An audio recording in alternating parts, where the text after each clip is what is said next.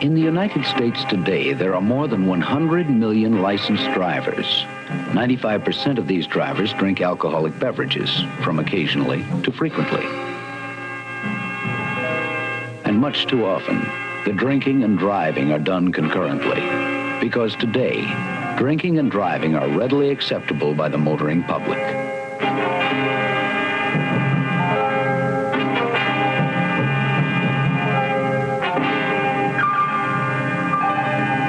The majority of these drinking drivers are responsible people. But having lost control of their drinking, they sometimes lose control of their driving.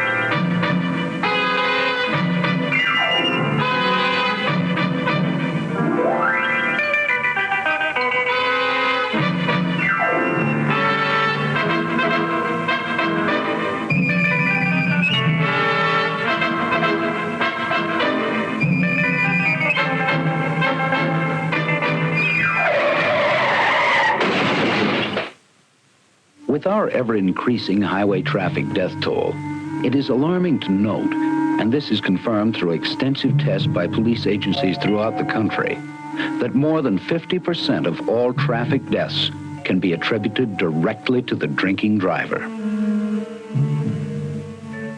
The 20th century was less than 5 years old when the relationship of alcohol to vehicular death and injury was already a rapidly developing social and health problem.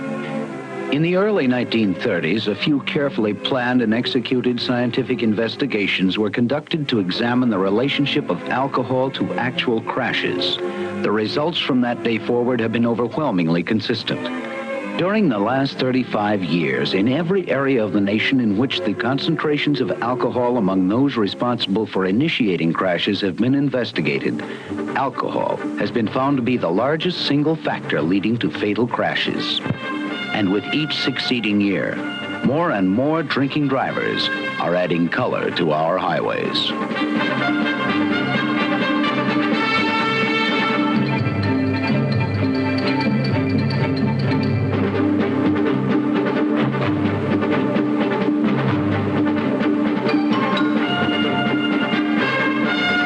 Most people believe the time-worn slogan, "If you drink, don't drive," is outdated. But it remains as the ideal solution for safe driving. The alternative for the driver who insists on drinking and driving is to drink in such a manner that he will not be under the influence of alcohol when he does drive. The foremost problem facing all motorists who drink and drive is that of determining what is a safe drinking level without being under the influence. This problem becomes more difficult because of the varying effects on individuals under different circumstances. Recognized as some of the most important variables are the drinker's weight. A large person may drink more than a small one without effect. The quantity of food in the stomach is a factor, for the presence of food lengthens the period of time that the alcohol takes to enter the bloodstream. The amount of alcohol consumed, the length of time over which it is consumed, and very importantly, the time elapsed since the last drink. Time is a significant factor because about 90% of the alcohol in the bloodstream is eliminated through oxidation and is accomplished chiefly by the liver. Normally, the liver can handle about 3/4 of an ounce of whiskey per hour. For this reason, most people are able to drink a beer or a highball each hour without increasing their blood alcohol level and hence do not become under the influence. The liver accomplishes this oxidation at a constant rate, which cannot be increased by black coffee, physical exercise, or cold showers. Contrary to the belief of many, alcohol is not a stimulant, but is medically classified as a drug, a depressant that acts as an anesthetic on the central nervous system. Beverage alcohol does not have to be digested before being used by the body. When alcohol reaches the stomach and intestines, it is absorbed directly into the blood vessels and carried through the bloodstream to all parts of the body, including all parts of the brain.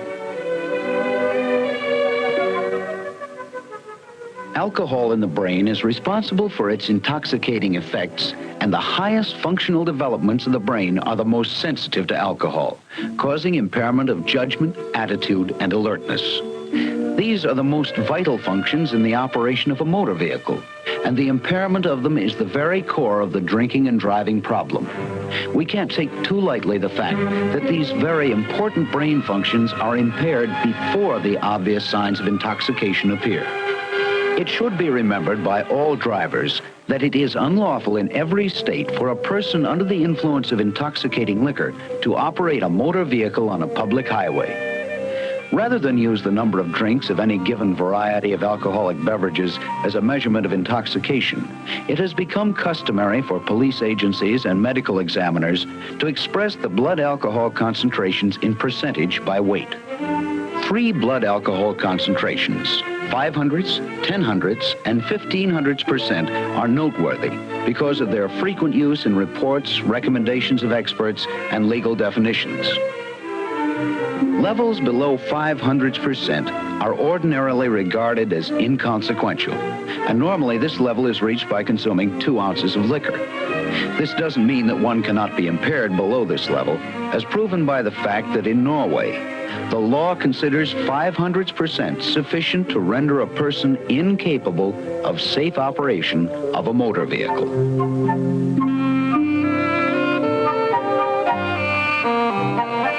With the liver functioning at its capacity, even by taking only 2 drinks per hour over any given period of time, the blood alcohol level will be constantly increasing.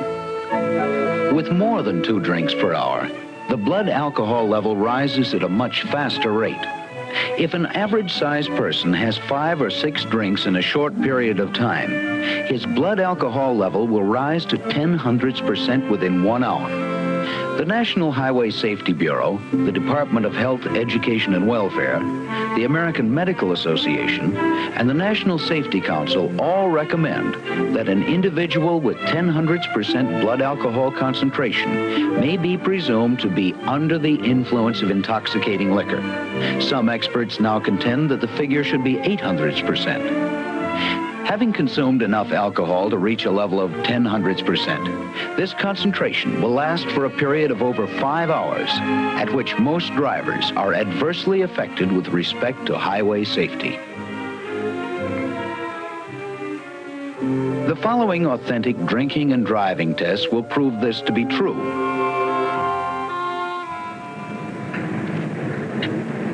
We, the Ohio State Highway Patrol, welcome the opportunity to cooperate in the various driving exercises performed by our patrolmen.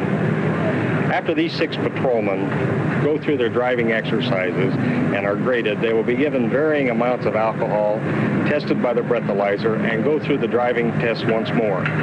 Our experiences in traffic accident investigation tell us that many people underestimate the effects of alcohol. We are hopeful that you, the motoring public, will be strongly influenced by viewing the wet runs of our drivers and their obvious impairment by drinking. Let's get on with the exercises.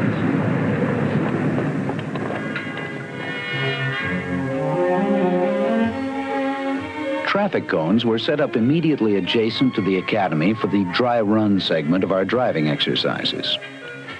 The Ohio State Highway Patrol utilizes 10 events in its driving program, but we are using only 3 in our demonstration today.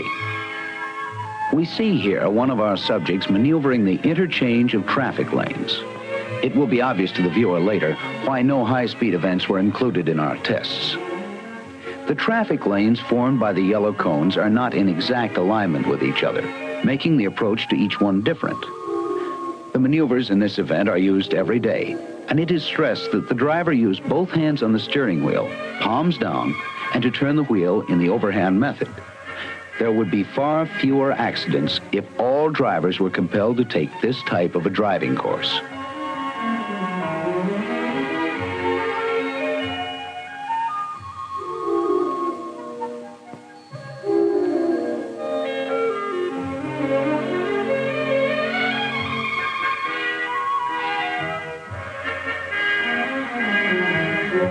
second exercise is termed pursuit turns and stresses 3 acceptable ways in which an automobile may be turned. They're demonstrated here and designated as the left side road turn,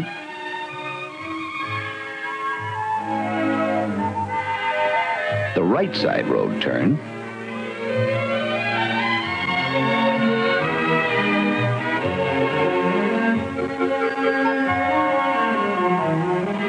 and the U-turn. The cones are so placed for the U-turn portion of this event that they emphasize precision handling of the car to complete the maneuver without touching any of the cones. A highway patrolman must be able to instantly size up the roadway situation and decide what type of turn can best be made in order to take up pursuit of a vehicle going in a different direction. The ordinary driver should make left side and right side road turns as has been shown in this exercise. The final event in our dry runs is the serpentine. The cones are placed so there is just enough room to get around them with an automobile. This exercise stresses smooth steering and gas pedal control.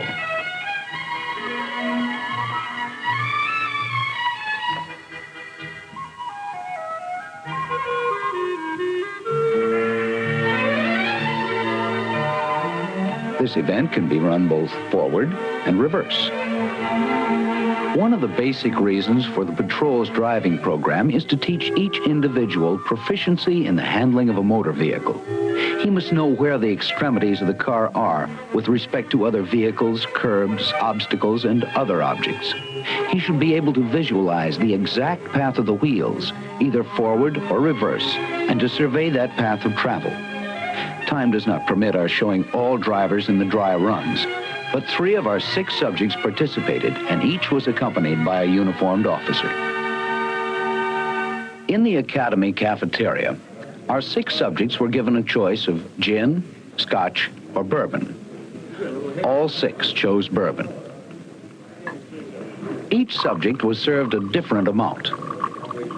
8 ounces of 100 proof bourbon was the most served to any individual.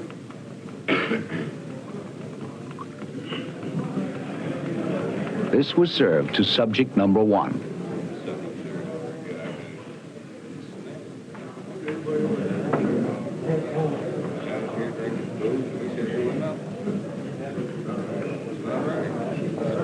Most of the subjects chose a carbonated mix for their drinks, and it might be well to note that carbonation gets the alcohol into the bloodstream faster. Some chose to use only ice with their bourbon. Our 6 subjects, although members of the Ohio State Highway Patrol, were dressed in civilian attire because of the nature of the experiment. Each was accompanied by a uniformed officer throughout the day. During the drinking session, the uniformed officers recorded all pertinent data regarding the times and quantities of alcohol consumed. We could have used 6 average drivers for these tests, but we knew that because of the very fact they were being tested, they would be nervous and make errors that they would not ordinarily make. Fortunately, we were able to use these patrolmen. They all have a great amount of driving experience, most of them logging over 50,000 miles per year. In addition to this, they are accustomed to being tested on different phases of police work.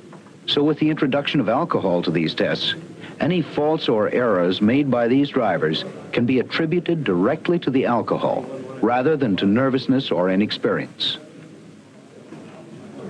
By the time most of the alcohol had been consumed, our subjects had lost their serious attitude toward the test. One who doesn't ordinarily smoke began smoking. And one who was fearful of becoming ill decided it would be better if he didn't consume all of his allocation of liquor. Yeah, call a record.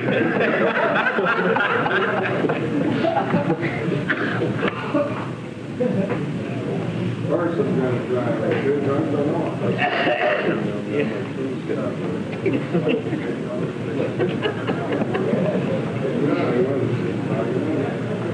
You want to take your coat off? Yeah, you want to take your coat off? That sounds like a good idea. Get him on film. Hey, you do it. I still want to know where it goes. You want me to hang it up down there? Do you have anything in it? I'll put it on the hanger. Make sure they got the planes in out back. Hey, can you make that help? I'm already. You're looking at it right here. What? Well, the car was crowded, so the Japanese guy walks in. Sits down beside this guy, and the guy's loaded. Yeah, he's wearing glasses.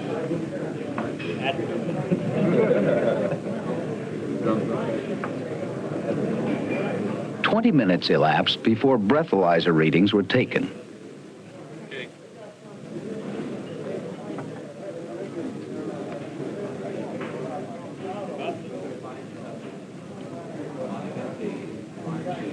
Subject number 4 consumed 3 ounces and registered 0.065%. Subject number 5 drank 4 ounces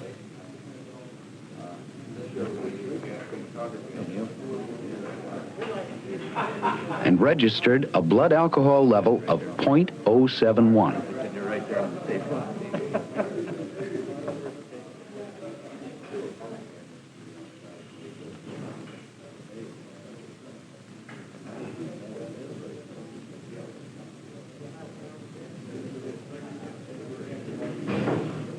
Give me the ice. Hey, dog, get my car and bring around here in front. That guy down there in that ground. Number 6 had 6 ounces.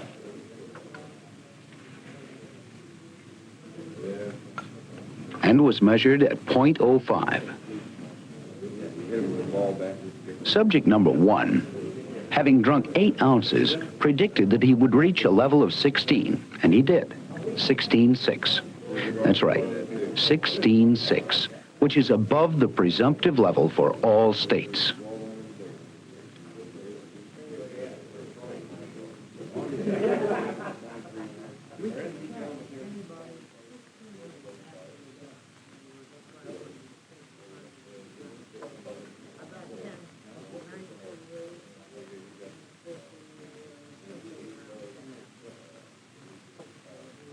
Subject number 2 had a net 5 ounces and registered 0.097.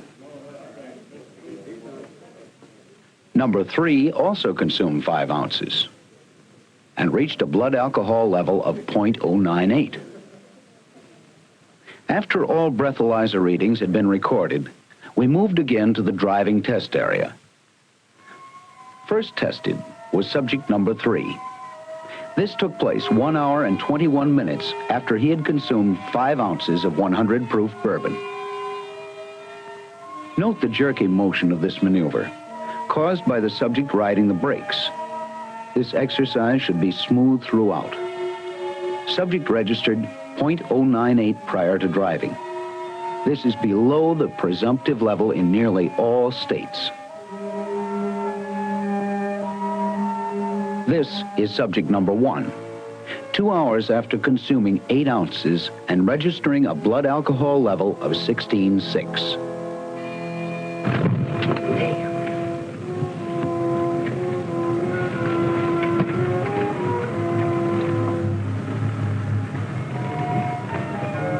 I think I got these made.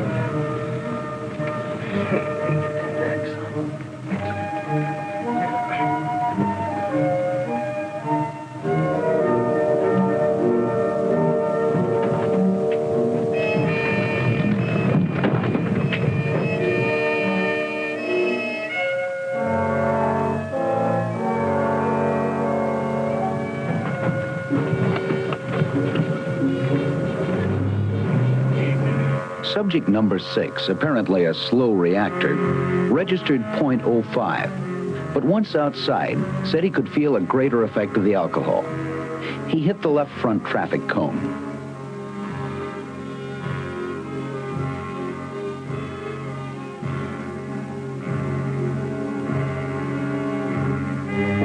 Hit another cone.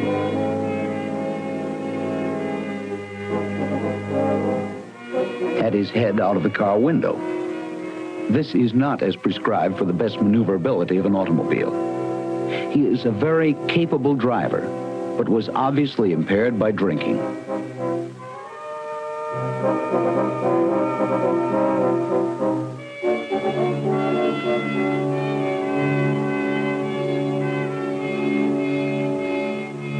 Subject number 2, who registered .097, did not use the turn signal for left turn.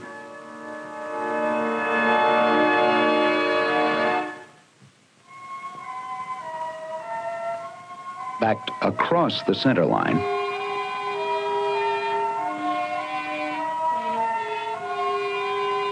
Tried to back up, but still had the car in drive.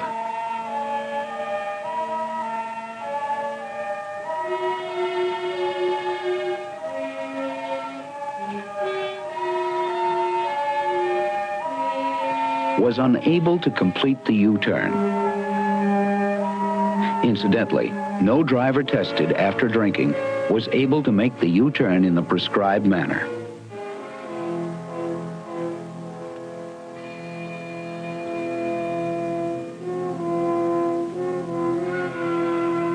Number 5 knew the prescribed turns, but decided on a new location for their execution.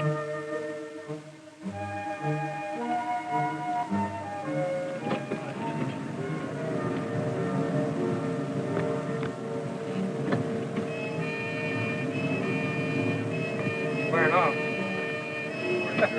You missed the drive. That's the driveway we're supposed to use up there. What drive? That white drive. Those cars. I did, but you didn't listen.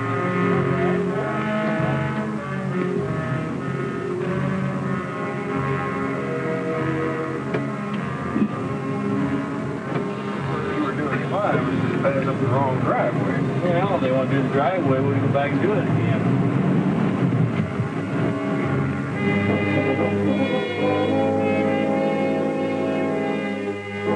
It was obvious on the serpentine runs that all drivers increased their speed on the wet runs over those they had made before drinking. Speed and the inability to sense the attitude or position of the car are primary causes for accidents after drinking alcohol.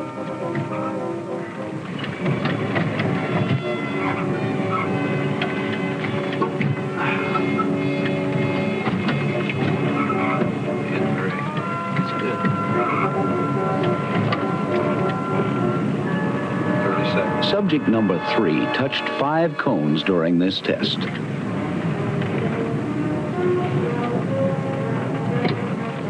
There's only one standing up. Let me knock down. You missed 2. Yeah.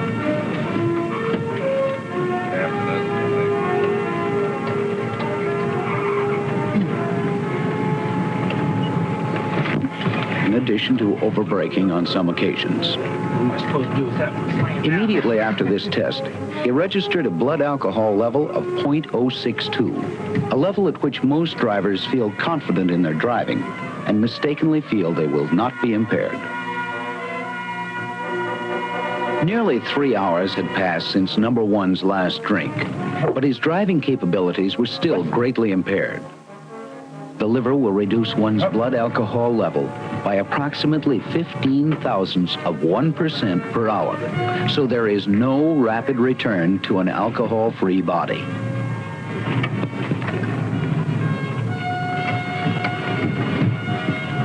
On the forward segment of the serpentine, subject number 1 hit 7 traffic cones. Cut it back. Whoa. Back it around. Right back in.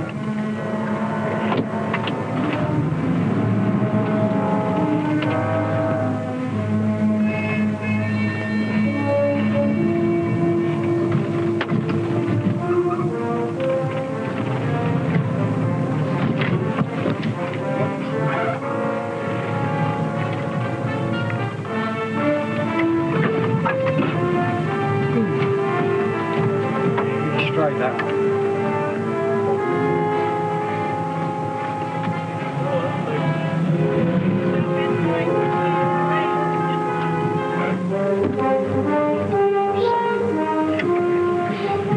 attempted to run the exercise in reverse, he played havoc with the cones, striking nearly all of them. Yeah, they want to be out.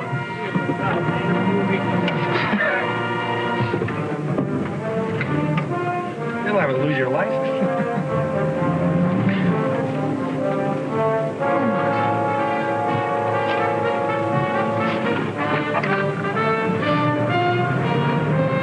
Well, you didn't get the last couple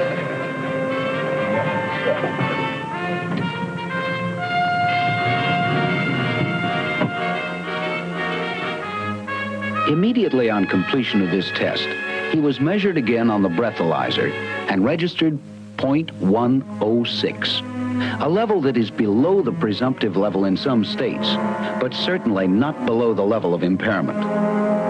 It was our objective in these demonstrations to prove that drivers are impaired at lower blood alcohol levels than most authorities realize, regardless of the amount of alcohol consumed.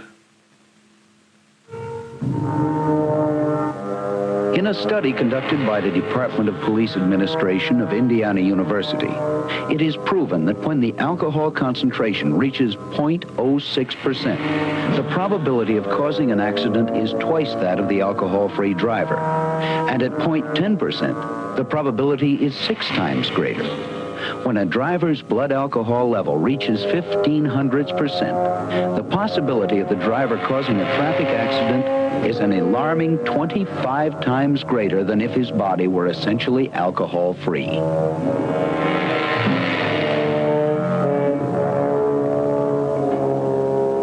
These disturbing probabilities should have an impact on all who drink and drive. If you find yourself unable to completely abstain before driving, use care and judgment in the amount you drink. Pace yourself, or wait until your body is essentially alcohol-free before driving. It could save your life. And don't urge your friends to drink more or at a faster rate than they desire. Remember, the first effect of an alcoholic beverage is the feeling of well-being that impairs your judgment of the safe amount to drink. Think twice before you have that drink for the road. It may be your last.